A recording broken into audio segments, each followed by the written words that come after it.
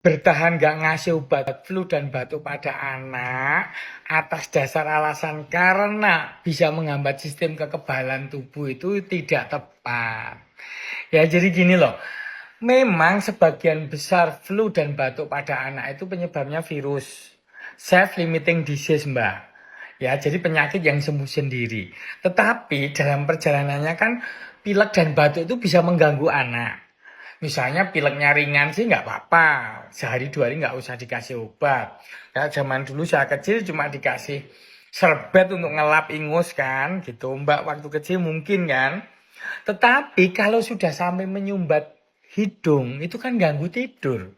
Ketika ganggu tidur, akhirnya sistem kekebalan tubuhnya jadi turun. Mungkin anak jadi timbul demam. Atau malah ada tumpangan infeksi bakteri. Walaupun 80% penyebabnya virus sembuh sendiri.